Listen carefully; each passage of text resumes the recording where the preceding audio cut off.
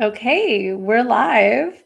Can anyone please type in the chat? Let me know that you can hear me okay. We're also live streaming to Instagram and TikTok. If you don't follow me on either one of those platforms, Instagram, Caitlin Victorious X. And you just search for me on TikTok because we always have to change that handle. All right. Hi, everyone. Welcome. You can hear me. Let me know where you're from, where you're tuning in from. Awesome. Thanks. Thank you. And for those of you on Instagram and TikTok, the audio may not be super high quality. I apologize. We'll see what we can do about that in the future. All right. Welcome. Let's get right into it because I saw this in the pop culture news yesterday and I could not wait to share my thoughts on what's been going on, what's been shared recently about Jonah Hill. So I'm curious if you're on the live stream, let me know. Are you familiar at all with what's going on? Ooh, Vegas, Florida, San Francisco, Northern Ireland. It's the middle of the night there. Welcome. Are you familiar with the controversy going on around Jonah Hill and these text messages? Okay, great. I'm going to give you the briefest overview. I only have what the internet has shared. So I haven't ever met Jonah Hill or his ex-girlfriend, Sarah Brady. I'm going to give you what I have seen on the internet and what has been confirmed in these screenshots. I'm not going to speculate too much about the entire context of their relationship. I'm going to really just focus on what I can actually see, what we can all see. So in short, Sarah Brady dated Jonah Hill during the pandemic, 2020 to 2021. And she recently shared some screenshots from text messages that she and Jonah Hill exchanged during that time. And she said initially that sharing these was important for her own well-being because keeping this as a secret was doing more damage than good. And she wanted to have it out publicly. We could have a whole separate conversation on what it's like to share text messages. But in this instance, I think it's a great thing that she did because it's giving us a lot of information, a lot of stuff to talk about here. So that's sort of that's the context around how this all came into the light. Now, I don't have the capacity to screen share, so I'm going to actually just read some of the text messages as we go along. You can find them on Twitter. You can find all of the screenshots on Reddit.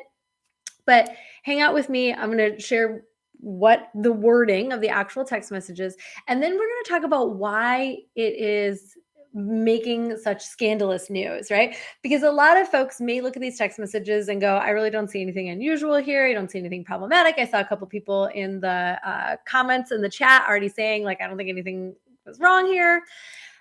I'm going to share with you that I'm not going to say we're not here to be the judge of right and wrong. I'm not the judge and the jury and the executioner of Jonah Hill.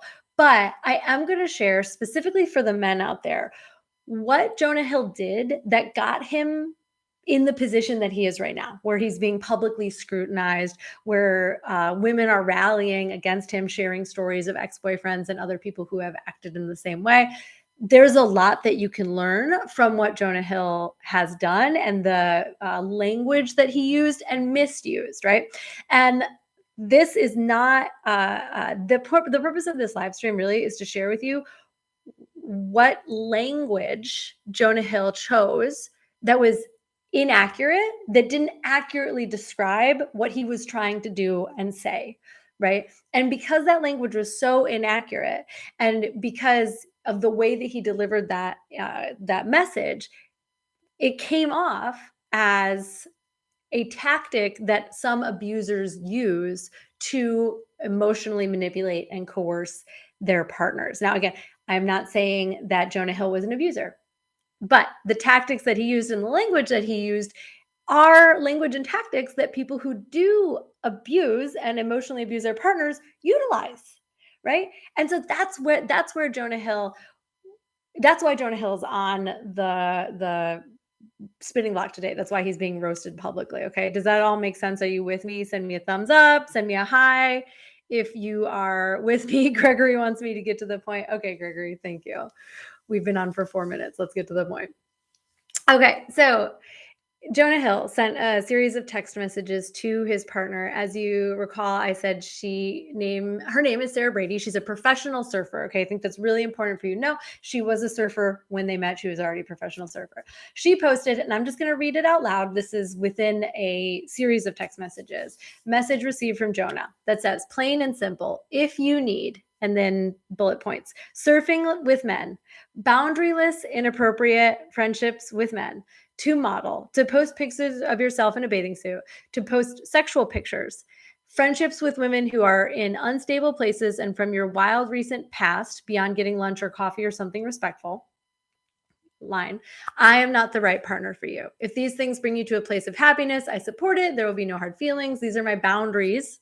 Underline that word for romantic partnership. My boundaries with you based on the way these actions have hurt our trust.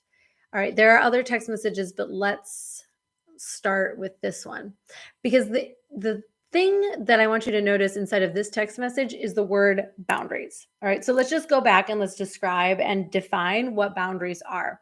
So boundaries are the things that I create to protect myself, my energy, my time, my well-being, right? Rules are things that I place onto you and are about what you can do, right? So boundaries are things that I do and rules are things that you do. Another way of saying this is boundaries are things that I allow or don't allow that impact me, and rules are things that you are or are not allowed to do. So here, let me give you an example.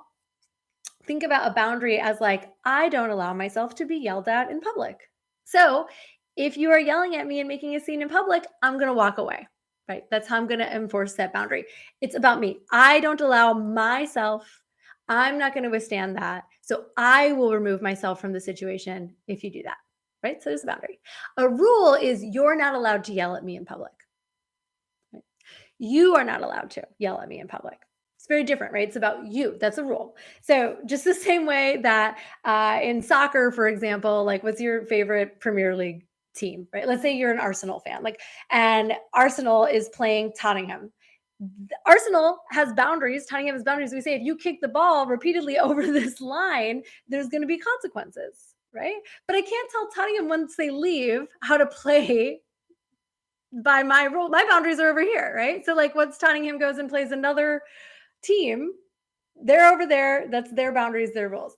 So here's what Jonah Hill got mixed up. Here's what he got wrong is that what he's describing are not boundaries. What he's describing are rules, maybe requests, maybe even, let's see here, preferences, right? So for example, him saying, if you need to surf with men, you're not the partner for me. Well, if she needs to surf with men, which by the way, remember, she's a professional surfer, surfing with men is part of her job, presumably. And again, we don't know the context of any of this, but surfing with men is definitely part of her job. So if you need to surf with men, then you're not the partner for me. That's a rule. That's not a boundary. A boundary is, again, something that has to do with us, right? So a different example might be like if you bring strange men into my house, that's not going to work for me. I'm going to ask them to leave, right? Do you see the distinction between there? Let me know if you're hearing this. Are you with me? Does this make sense, right? Now, what I'm saying is that a lot of people are coming to Jonah Hill's defense and saying like he's allowed to have boundaries. Like 100%. Jonah Hill should, all of us are allowed to have boundaries. We should have boundaries. Jonah Hill's also allowed to have preferences, right? He can prefer to date someone who doesn't have bikini shots on Instagram. What I think is really important to note is that she was already a professional surfer. So she already had bikini shots on Instagram. Okay. He didn't meet someone who never posted a bikini shot before. All of a sudden she's posting all these sexy pics on Instagram. Posting pictures of her in bathing suits is part of her job, right? So for him to come in and say, okay, this is disrespectful of me for you to be posting these pictures. Well, he should not have started a relationship with someone who posts pictures of themselves on Instagram then, right? And her posting these pictures on Instagram or surfing with men or whatever doesn't impact him directly. What it impacts is the way that he feels, right? He feels a type of way when he sees her posting those on Instagram. He feels a type of way when he sees her surfing with a man. And the feeling that he has is what he's actually trying to control or avoid or change by telling her what to do, by creating these rules. Now, of course, as some of you are pointing out in the comments, they should have broken up, right? He should never actually probably have dated someone that made him feel the way that he felt, right? We're going to use the word insecure because that's a coverall for what typically happens if you see your partner talking to another man or to another woman. And I say this like I've been a very jealous partner in the past, right? So I've been very insecure. I've been very jealous. I've like hated to see my partner flirting with another woman and been like, oh, I hate when you flirt with other women in front of me, right? Well, I can say you can't do that. That's a rule. But I could say, like, if you're gonna flirt, if you flirt with other women in front of me, I'm gonna leave because I have control over myself. I don't have control over you, right? I'm gonna pause for just a second. Yeah, so I think a lot of people are coming to Jonah's defense to saying like, "Oh, women are the only people that are allowed to have boundaries. Men aren't allowed to have boundaries." And that's not the case, right? Men are allowed to have boundaries. What you're not allowed to do is create rules that control your partner or their actions where they don't impact you.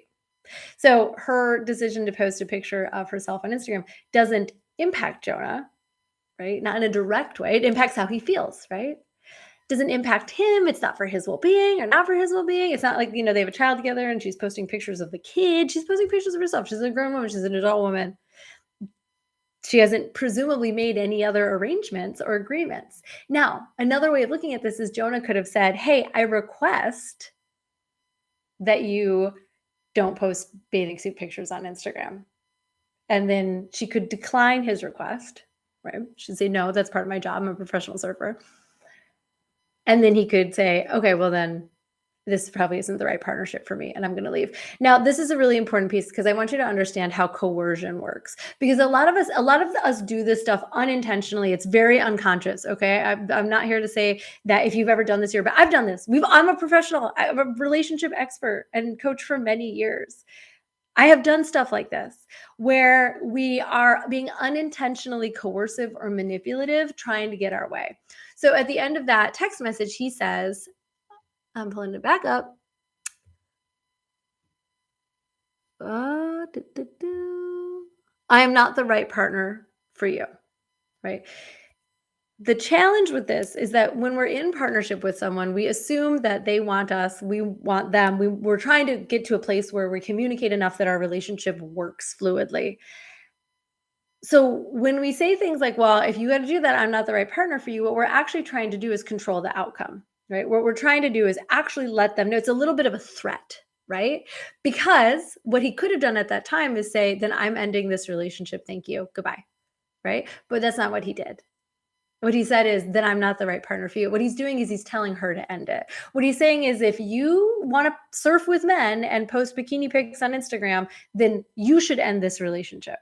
Right? Do you see the distinction there? It's slight. It's very slight. But what happens when we don't defend what we actually desire in relationships is we end up looking at the other person to give us what we want because we're not actually willing to do the hard work of either A, coming to an acceptance and seeing them just as they are and loving our partner as they're doing what they're doing, getting really clear on where we're being harmed and where we aren't, right?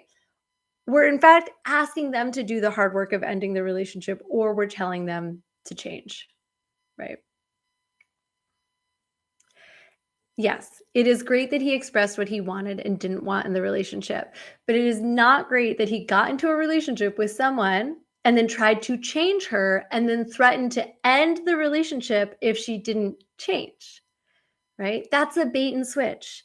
If you get into a relationship with a model and professional surfer, and then you tell her that she's not allowed to surf with men anymore because you're in the relationship with her, you're trying to force her to change. And then if you threaten that you're going to leave the relationship if she doesn't actually succumb to your wishes and grant you control over her Instagram feed, that is where we get into abusive behavior, right? Someone just commented, so he should let her do whatever she wants. Yeah, you nailed it. He should let her do whatever she wants because she's an adult. He can have requests and boundaries that are about him. He can have requests and he can make requests and he can choose to leave the relationship if she doesn't agree to those requests. But when you make a threat to someone that you're going to leave unless they change their behavior, and it's behavior that's clearly driven by insecurity, right? Because why would you ask, again, just presuming here, I don't know them personally, but for you to ask someone not to talk to men or not to surf with men, usually that's an indication that maybe you're concerned that she's going to cheat on you, right? Maybe you're concerned that these other men have something that you don't, and she's going to leave you for one of them, right? that's coming from insecurity. And again, I'm going to be really clear here. As a coach and someone who works with men, I all people deal with insecurity. All of us, in one way or another. There is something, whether it's money or looks or physique or athleticism or intelligence or whatever. We all feel insecure about something, and we all feel insecure when our partner when like there's a thing that our partner does that triggers us and causes us to feel insecure, right? There is nothing wrong with feeling insecure. What happens is when we go outside of ourselves and we try to heal our insecurity by telling our partner what they can and cannot do. And here's the nasty thing about this is that it doesn't have a logical end, right? Because it's surfing with men today and modeling, but maybe later it's talking to men, having male friends that you haven't approved of yet. That's a lot of how abuse happens, is that we isolate our partner because you can't talk to them. They're a bad influence. They're from your party past. A lot of men are really attracted to women who have like a free spirit and they're sort of like a party girl. And then as soon as they start dating, they're like, okay, no more of that. Now you're mine, right? The same thing that attracted you to her is the same thing that now feels very threatening and scary, right? And then they get what's called retrograde jealousy or retroactive jealousy. They start to get jealous about stuff that has already happened. And again, we try to, instead of controlling our own trigger and getting clear on like, well, is this insecurity coming from me? What can I do about it? How can I work it out? We externalize it and we tell our partner that they need to do something different in order for us to feel good. But it doesn't end, right? There's no point at which she's going to do enough that he feels secure. And I'm saying this from personal experience. I have been Jonah Hill so many times in my partnerships. I have wanted my partners to not flirt, to not do this, to not hang out, to not this, that. It doesn't end, because you know what? That feeling of not enoughness that I know Jonah Hill is expressing in these messages, this feeling of not feeling enough, there's no one in the world is going to fill up your hurt to the point where you do feel like enough. You are literally the only person who can have who can really feel like they are enough, right? Yeah, please give this live stream a thumbs up if you're with me, all right? This is not about me making Jonah Hill wrong or bad. I have been him. The reason I wanted to come on live and share with this to you all is because I want you to recognize this behavior in yourself or in your partner, because women do this too. Like I've been there, I've done it, right? So if you are doing this or you see your partner doing this, you can nip it in the bud, because these are the seeds of what relationship abuse is and ends up to be made out of. These seeds grow into a garden of abusive tactics, coercion, manipulation, forcing. It's not good, right? And obviously they were in therapy. If you continue to read the messages that she sent, it really sounds like the therapist was placating to Jonah and saying like, okay, well, Sarah, don't talk to men then, right? As a coach, I would never recommend that to someone. I would say, okay, like let's create boundaries and rules and agreements that work. And then once you have an agreement, then you can monitor that agreement. You can manage the agreement. But if you make rules about another person, then you're going to be in a position where you have to police them and constantly be monitoring them. Again, because it's all about them when you make rules. If you set boundaries and it's all about you and what you're willing to tolerate and what you're good with, and when you're willing to walk away, then you have to worry about policing your partner. Yeah, it's going to sting if you find out that they cheated on you, but your boundary is, hey, if you cheat on me, I'm going to end this relationship. Okay, bye. Right? That hurt. I got to go. You're not the right partner for me. Great. Let me catch up on these comments for a second. Is this helpful? Are we making good distinctions here? Can you see for yourself if you've had a relationship like this where a partner was trying to control you in this way, or you were trying to control a partner in this way? Because again, it happens, right? Like I'm not here to, you're not bad or wrong or broken. Okay. There are times in these text messages that she shares where she's communicating to him that she was really placating to him. She was saying, okay, I deleted those Instagram photos. Okay, I changed the thumbnail so that you couldn't see my butt, right? So it's obvious that she also was playing into this, but I think it's worthwhile to consider that there was a power difference in this relationship. Jonah Hill is more famous than Sarah Brady. I'd never heard of Sarah Brady until yesterday. Jonah Hill presumably has more money than Sarah Brady. So it may have been that she was like, you know what?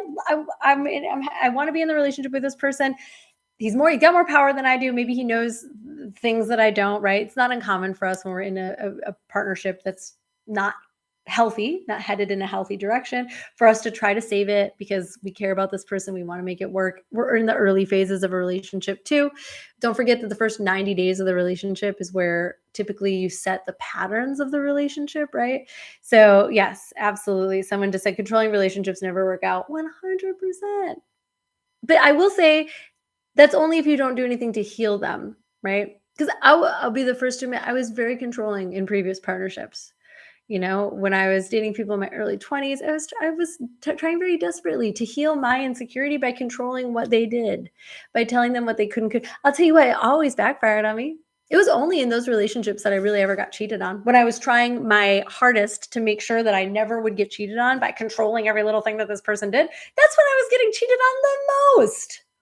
Right? The irony is not lost on me.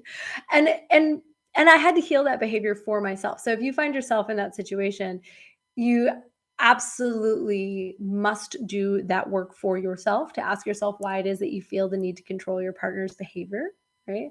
And then get clear on that, like that feeling of I'm not enough is going to continue to be around for the rest of your life. I've talked about that. I talked about this in my Heart as You Want course. I have a deep-seated feeling of not being enough. It's one of the reasons I work as hard as I do, and I'm trying to heal that behavior. But I also have become really clear after 15 years of therapy and coaching and somatic work and plant medicine and meditation and journaling and healing and you name it.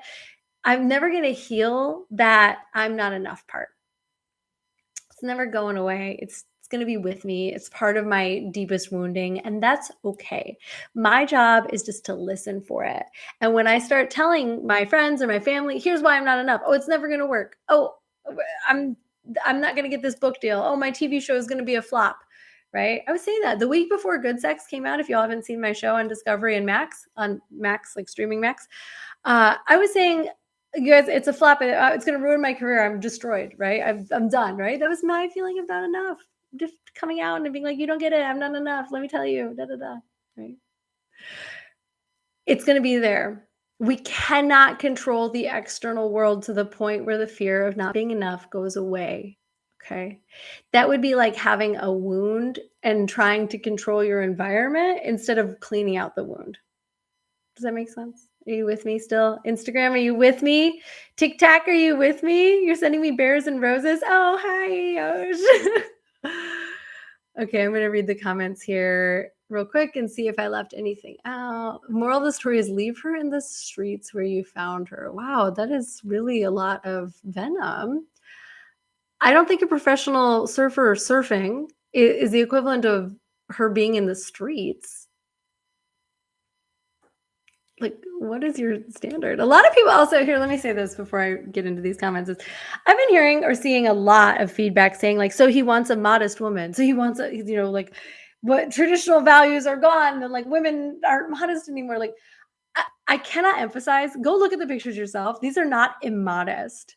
Like this is not her like shaking TNA for the camera. Even if it was, who the hell cares? She's free to do that.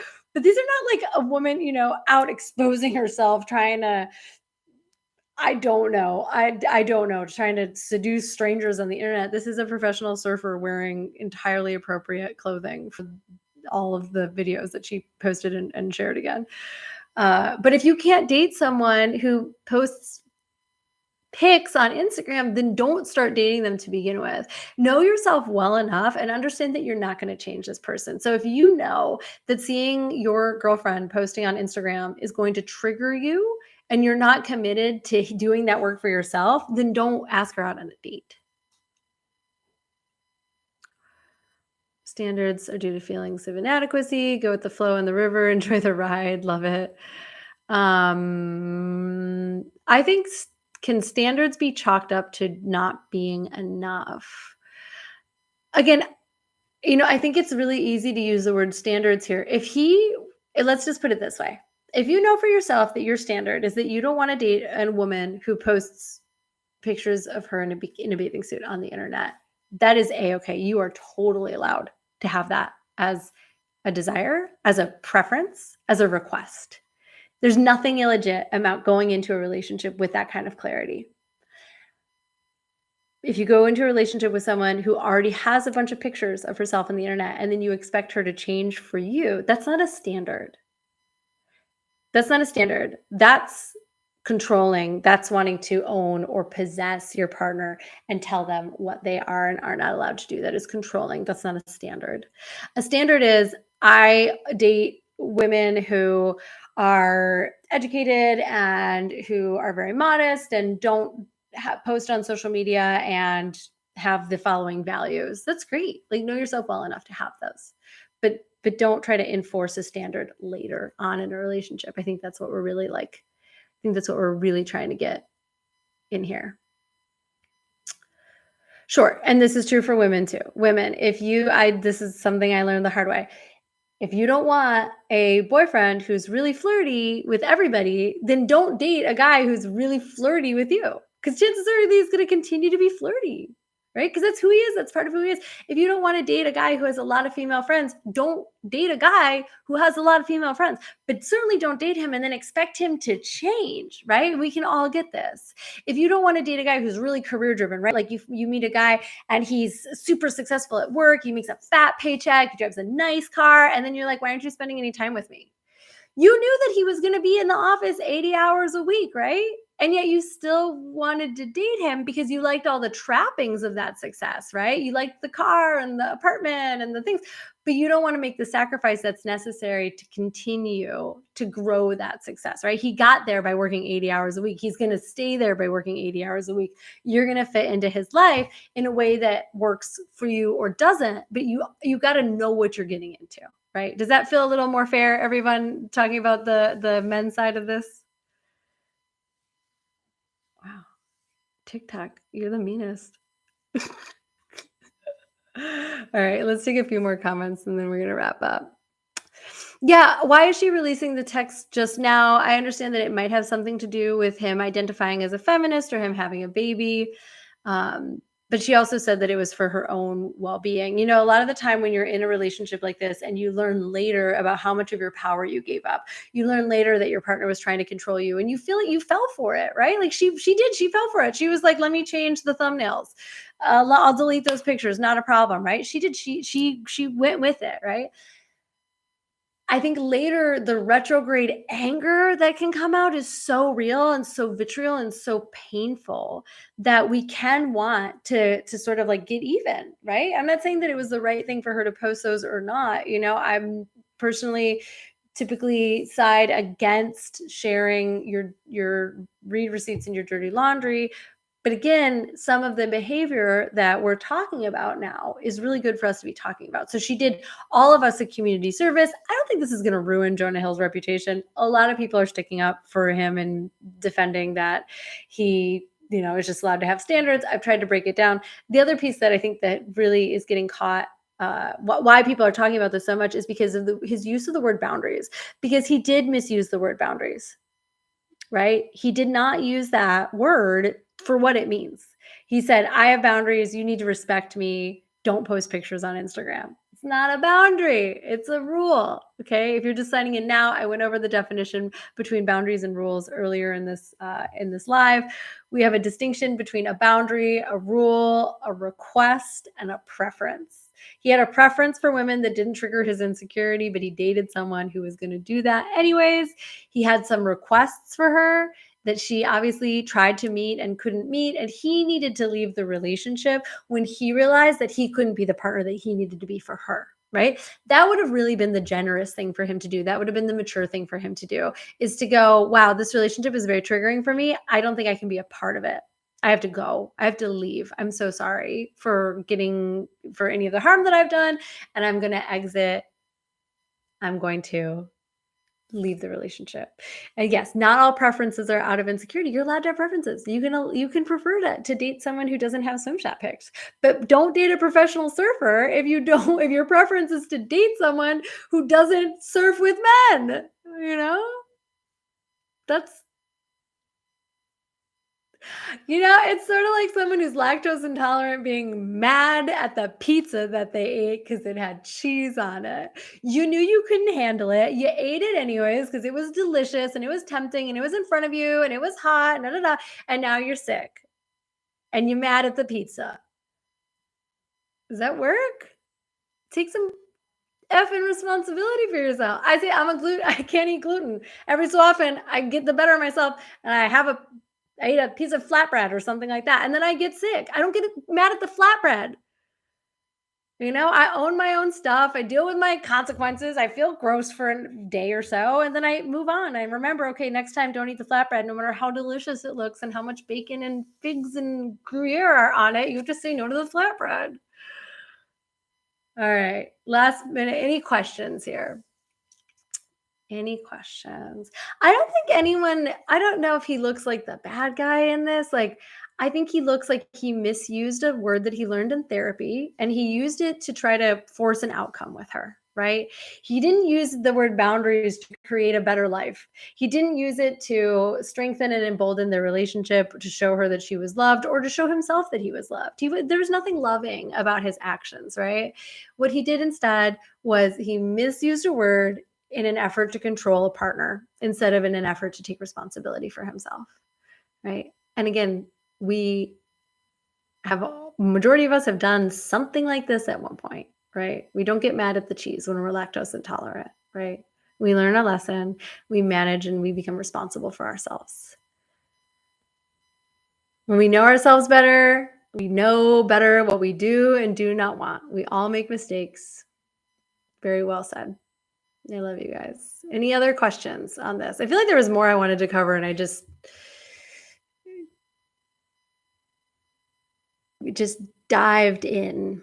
We dove hard. Amen. What I think is missing and what I would recommend. How about this? I'll leave this. I'll leave you with this. Here's my recommendation for Jonah Hill. Jonah Hill should make a very public note of taking responsibility for his actions, right? Good, bad, indifferent, it doesn't matter. He should take full and total responsibility for his words and the impact that they had on this person, right? That is the quickest, I think, way to get to a place of repair, to get to a place where, and this, by the way, I want you all to listen to this. Sarah should also take responsibility for her actions, even if her actions were just not breaking up with him when she knew that she should have, right? Everyone in this situation ought to take responsibility for their part in it in a public way. Then we demonstrate that we understood the impact. We also share, I got this impact. I understand that it impacted you, and I'm sorry for the way that it impacted you. And here's what I've learned since then, and here's what I'm going to do better in the future. Him taking responsibility for this is not the same as admitting wrongdoing. It's not the same as coming out and self-identifying as an abuser or whatever along those lines. It would just be the mature, responsible thing to take full responsibility. And I invite you, this is my advice for you as a professional sex and relationship coach, is whenever there's a breakdown, even if you feel like someone else did you wrong or you're not the one at fault or whatever it is, understand that you always have some responsibility to take for the breakdown. 100, always, there is something for you to be responsible for. I was just giving this advice to someone. I feel like that would be a pertinent example. Oh yeah, a friend was going through a breakup and was blaming his ex. She's doing this, she's doing that, she's acting this way, da da da. He was being a victim of the ex. And I was like, dude, just take responsibility for the fact that you dated someone, that your relationship ended, and that you're not handling it that great. You're allowed to handle it poorly, just as long as you end up handling it, right? But there's no power in pointing fingers. There's no power in blaming the other person, right? That's not a powerful stance to come from. The people that you really love and respect don't do that, right? The place where you get power back is when you take full responsibility. Right. Then we can take power back. And if he goes and he takes full responsibility, I bet, and it's authentic, I bet that she will also come forward and take responsibility for her part as well. Because she should never have caved to his demands or requests. She should never have allowed him to dictate which pictures she was going to post on her Instagram. Like, she shouldn't have done that. She should have been like, you know what? This isn't the right relationship for me. I'm going to go. But I think in an effort to keep a relationship with someone who she obviously cared for at the time, she was willing to make sacrifices that I would recommend you never make. Do I think he knows? I bet he knows them now. I hope he knows them now. And I recommend for all of us that we not project onto Jonah or onto Sarah and think that we know what was going on in the background. We don't. In this live stream, I've done my best just to give you a breakdown of the misuse of language and the word boundaries coming from therapy and Jonah Hill just having had this documentary on therapy. Like, this is why this is so relevant, right? So, the purpose of this is to give you more powerful language, let you get eyes on the ways that this impacts relationships of all different genders. Men are not the only people that do this, women do this too. We victimize and hurt each other in all kinds of different ways. It's part of being in a relationship. I request that you do your own internal analysis. Ask what this has brought up for you. Why you think that way? Why you think he did this and she did that and that? Remember, that's just a reflection of you and your internal dialogue. And that's where the juice is anyway, because as we've covered very plainly here, you can't control anyone else. All right. I love you guys. Thank you so much for tuning in. If you want to see more lives like this, do you want to see me talk about pop culture? I don't really talk about pop culture. So if you would like, let me know. Leave in the comments. Like, yes, Caitlin, please analyze all of the celebrity relationships. We like this. You can check. There's a recording. You just got to start from the beginning. 36 minutes ago. Give us a thumbs up if you liked it on your way out. And if you like more, if you want more, you just let me know, okay? I don't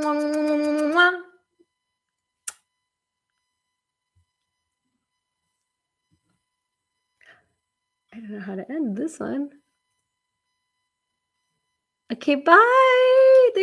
Thanks for tuning in on TikTok and Instagram. This is great. This is the first. We've never tried to do all this all at once. Love you guys.